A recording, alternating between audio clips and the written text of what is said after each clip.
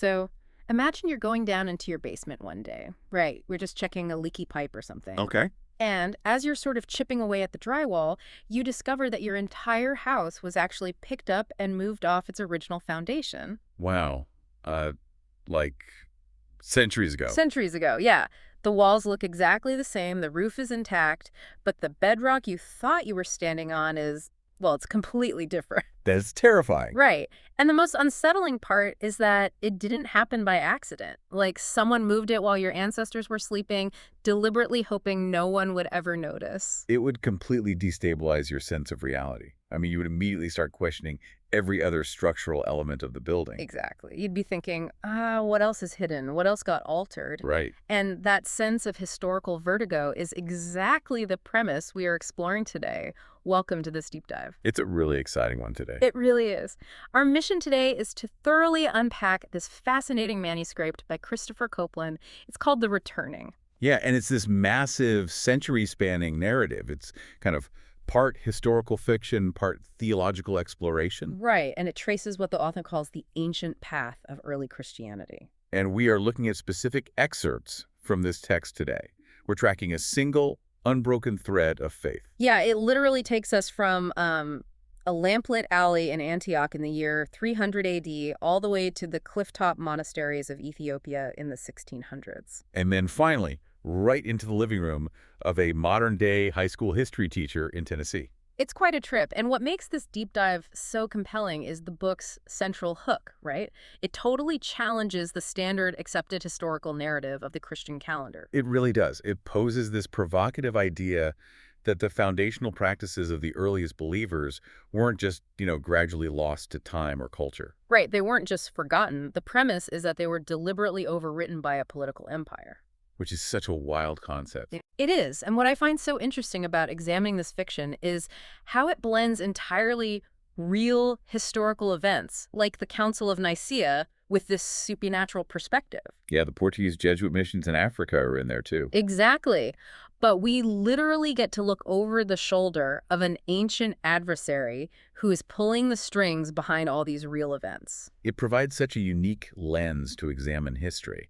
But we should probably note, just up front, Oh, yeah, the disclaimer. right, we are neutrally exploring the narrative and theological claims presented strictly within the text of the novel itself. Yeah, we aren't taking sides here. We're just looking at its arguments about history and scripture as structural elements of the story, unpacking how the author builds this world. Exactly, just examining the architecture of the narrative. So let's start by looking at that foundation before it gets moved. The manuscript drops us into Antioch, circa 300 AD. Right into the Alley of the Tanners.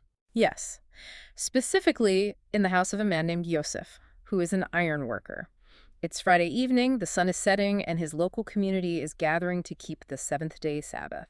And the sensory details the author uses here are just fantastic. They really paint a picture of an incredibly diverse room. Totally. You have Jews by birth, like Joseph, sitting elbow to elbow with former Roman soldiers. Yeah, there's a character named Quintus who literally has a faded Roman legion tattoo on his arm. Which is such a great visual, and despite these vastly different cultural backgrounds, they are all observing the Torah's dietary laws and gathering for the biblical feasts. But the text makes a very specific point to emphasize that they aren't doing this out of some rigid legalistic obligation. Right. It isn't a burden for them. Not at all. For them, it is simply the natural fruit of their faith in Yeshua, or Jesus. It's just a shared organic rhythm of life. But then, of course, the outside world intrudes. They get a warning letter from Caesarea, and this visitor named Marcus Festus arrives from Rome. And he brings some heavy news. Really heavy. Marcus brings word about the Emperor Constantine and the impending Council of Nicaea.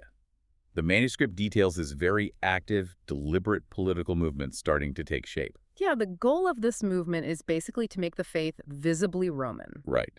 And the primary method for achieving that assimilation is severing the faith entirely from its Jewish roots. They want to separate the celebration of the resurrection from the biblical Passover, or Pesach. And they officially want to replace the seventh-day Sabbath with the Day of the Sun, which, perfectly aligns with Roman cultural norms. And the author doesn't just treat this as some dry bureaucratic shift. This is where he introduces the antagonist, the adversary. Yeah, we actually get to see the supernatural strategy behind the political decree. It's fascinating. It is. The adversary is analyzing his past failures. He basically admits that his previous tactic of direct assault was a massive strategic error. Like literally feeding believers to lions in the Roman Colosseum. Right. He says it backfired entirely. The public executions just multiplied the believers. Yeah, the blood of the martyrs essentially acted as seed for the church. So he pivots. He realizes you just can't destroy the movement from the outside. So he switches to a strategy of internal corruption. Through calendar manipulation. Exactly.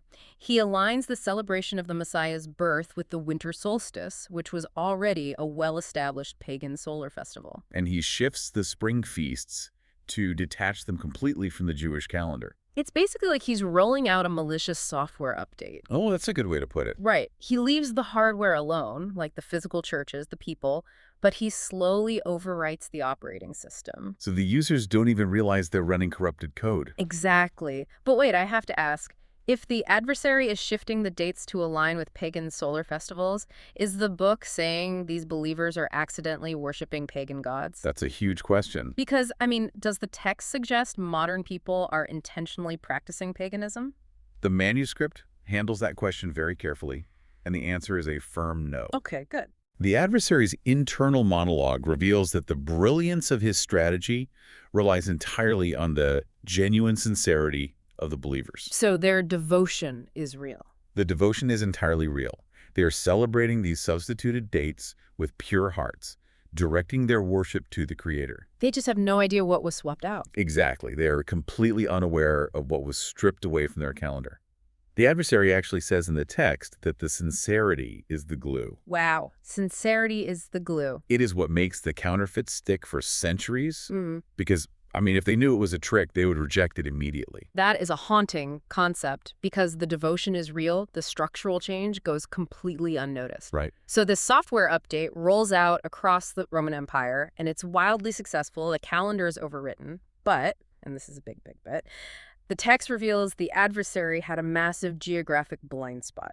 A place where the update never downloaded. Yes. The network didn't reach Ethiopia. Let's talk about Ethiopia because the historical mechanics here are just fascinating. Yeah, how did they manage to avoid the Council of Nicaea's decrees?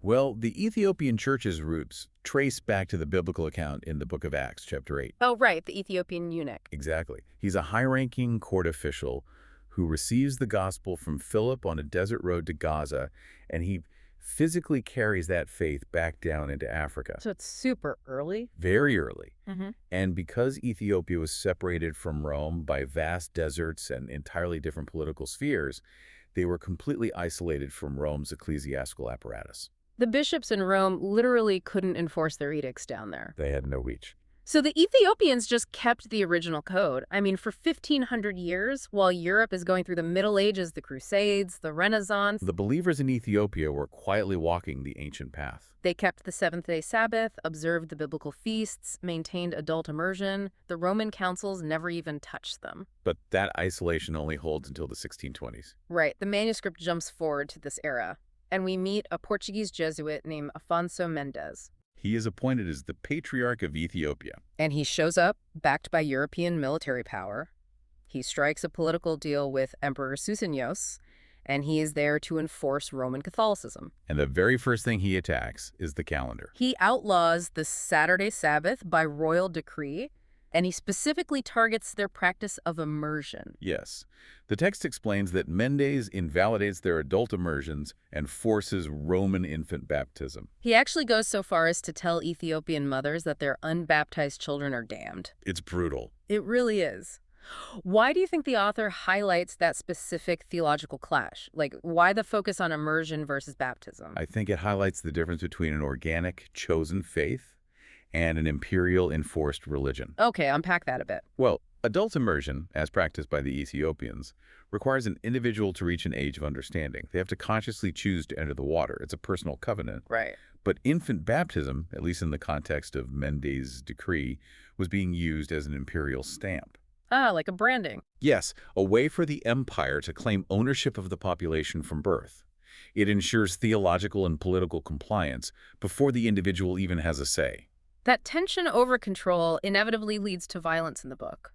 There's this truly devastating standoff at the Debrecen monastery. It's a heartbreaking scene. You have Abba Tuadros, who is this gentle 60-year-old abbot, and he peacefully refuses to submit the creator's calendar to a Roman bishop's decree. He basically says you can't change time just because you have an army. Right. And during this super tense standoff, a 19-year-old recent convert named Samson steps in to physically protect the abbot and their ancient manuscripts. And in the chaos of the moment, Samson is accidentally killed by the soldiers' spears. It is such a visceral, emotional breaking point in the narrative. The community is just shattered. They have to flee up into the freezing, rain-soaked hills just to survive. And the focus shifts to a woman named Miret.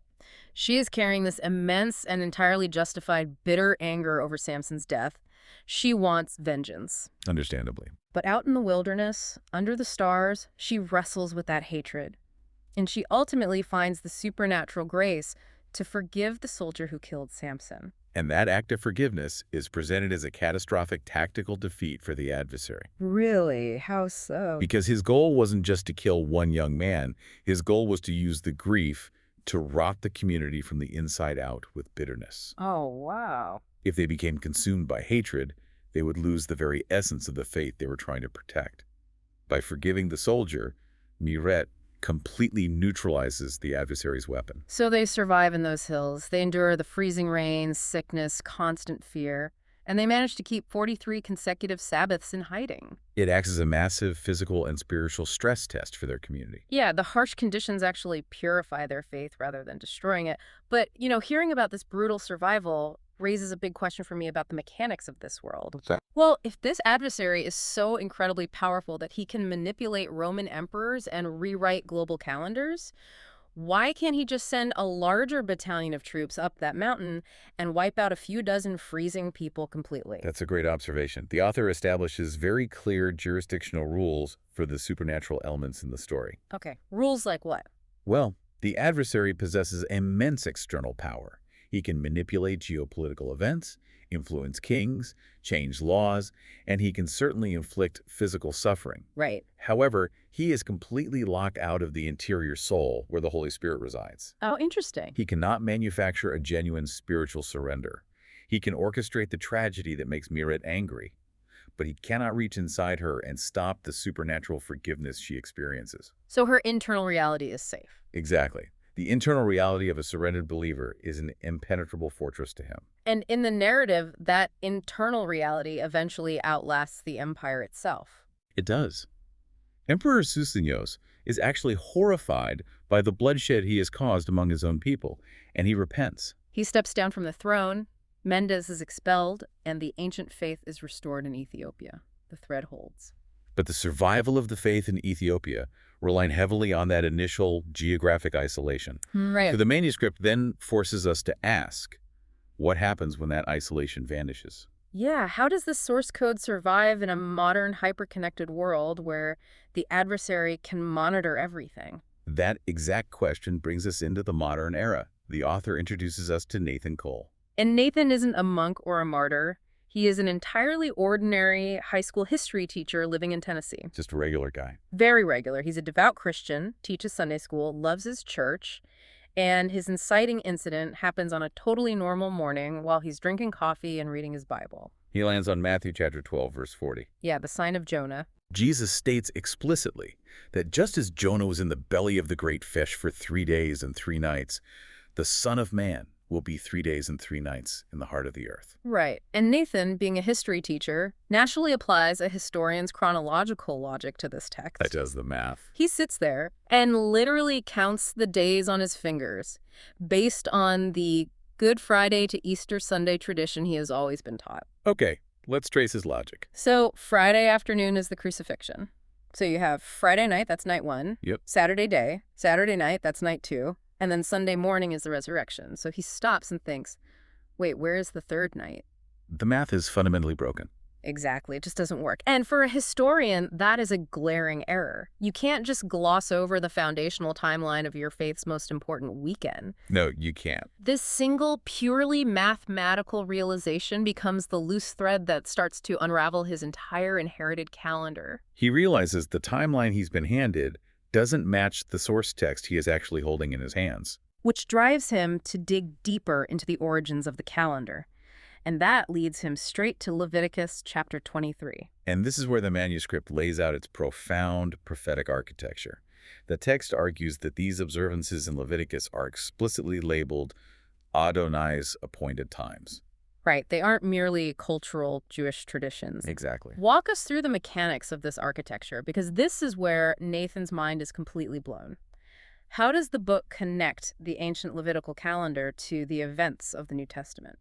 Okay, so the premise is built on chronological exactness. The manuscript points out that the spring feasts, Passover, First Fruits, and Pentecost, were fulfilled by Yeshua with absolute precision. Meaning down to the day? Down to the day. He was crucified on the exact day of Passover, he resurrected on the exact day of First Fruits, and the Holy Spirit descended on the exact day of Pentecost. Wow! The original events and the ancient calendar lined up perfectly. Precise to the very day. So Nathan sees this pattern of perfect fulfillment in the spring, and then he looks at the rest of the calendar. Exactly. The logic dictates that if the spring feasts were literal, exact fulfillments of the first coming, then the unfulfilled fall feasts must be literal rehearsals for the second coming. Wait, rehearsals? Like the Feast of Trumpets, the Day of Atonement, and the Feast of Tabernacles? Yes, they are rehearsals. How does one actually rehearse for a prophetic event? What does that even look like in practice, according to the book? It is really about building spiritual muscle memory through physical action. Muscle memory. Take the Feast of Trumpets, for example. Yeah. The physical act of blowing the shofar, the ram's horn, creates a loud, piercing sound that you literally feel in your chest. Yeah, it's intense. By doing that every single autumn, the community is physically training their ears and their spirits to recognize the final trumpet blast described in the text regarding the return. Oh, wow. That makes a lot of sense. Or the Feast of Tabernacles, right, where people build temporary, fragile outdoor shelters and live in them for a week. What does that rehearse? The physical vulnerability of sitting in a temporary hut trains the believer to remember that this current world is temporary. It prepares them for the permanent kingdom to come. It takes abstract theology and makes it an embodied sensory practice. Exactly. Nathan realizes he has been missing these standing appointments with the Creator, so he starts looking around for anyone else who sees this. And he eventually finds a small local fellowship meeting in a living room. Yeah, and it's a completely diverse group of people. There's a mechanic named Marcus, a nurse named Ruth, a guy named Ethan. And the wild part is, none of them were converted by some central organization. Right. They all arrived at this exact same conclusion independently just by reading their Bibles and doing the math. This is where we get a great cutaway back to the adversary, who is now in a state of absolute panic. He is freaking out. Totally. His internal intelligence network reveals that there are 14,000 of these small fellowships spontaneously springing up globally. His centuries-old tactic of institutional top-down control is utterly failing in the modern era. Because of the internet, translated scriptures, and widespread literacy, people don't need a bishop to tell them what the text says. They're just reading it for themselves. It is the theological equivalent of an open-source software revolution. That's a perfect analogy. Right. There is no central headquarters. There is no CEO, no marketing budget. It is just millions of independent users pulling up the original source code, looking at the current operating system, and realizing it's a deviation. So they just start running the original code in their living rooms. But this brings up a massive theological implication. I think I know where you're going with this. Does the author suggest that the millions of mainline Christians, the people who go to church on Sunday, who celebrate Christmas and Easter, who don't know anything about Leviticus 23, are just entirely wrong, or worse, rejected by God? The manuscript is incredibly careful and nuanced with that exact question. How does it handle it? The text explicitly acknowledges that the established mainline churches possess genuine, beautiful faith. They have a sincere awareness of the return of Yeshua, and they are doing vital work in the world. They are not framed as rejected or malicious at all. So what's the issue then? What the text argues they are missing is that specific rehearsal framework. Ah, so it isn't a matter of salvation. It's a matter of preparation. Precisely. Knowing intellectually that a major event is coming is one thing, but observing the feasts, sounding the shofar, building the tabernacle, that is running a precise embodied drill for the arrival. It is the difference between reading a manual about a fire drill and actually walking through the fire exits. Yes. So your body knows the route when the alarm actually sounds. The mainline churches aren't rejected. The book just suggests they are missing out on the profound depth of preparation that the original calendar was explicitly designed to provide. When you look at the entirety of this narrative, from the beginning to the end, it really reveals a profound meditation on religious memory and endurance. It spans so much history. We traveled from the lamplit alley of the tanners in Antioch to the freezing, rain-soaked hills of Ethiopia, and finally to a quiet living room in Tennessee. And the unifying argument of the returning is that this ancient path survives against all odds because the original text, the raw source code, is more resilient than any empire that tries to suppress it. The thread of truth doesn't break. It might get buried under centuries of tradition or hidden in a mountain monastery, but it simply waits for a new generation, a new set of hands to pick it up and pull. And that idea brings us to a lingering, deeply personal question, pulled directly from Nathan Coole's story arc. Yeah, in the book, when Nathan finally understands the biblical Sabbath and the feasts, he describes them as unopened envelopes. Which is such a striking image. It is. They were letters addressed to him that had been sitting on his kitchen table his entire life. He just walked past them every single day without ever thinking to break the seal. He didn't even know he was invited to the rehearsal. Exactly. So, as we wrap up this deep dive, regardless of your own personal faith background or what you believe, think about your own life. What inherited traditions, routines, or histories are sitting on your table right now? What are the things you perfectly accept as normal, yet have entirely left unopened and unquestioned? Could digging into the roots of your own daily practices reveal a history or a foundation you never even knew existed? It certainly makes you wonder if the foundation you are standing on is the original stone. Or if someone moved the house centuries ago while everyone was looking the other way? We are right back in the basement looking at the foundation. Keep asking those questions, and keep looking for the roots beneath the surface of the things you take for granted. Thank you for joining us on this deep dive into the returning. You take care, and we'll see you next time.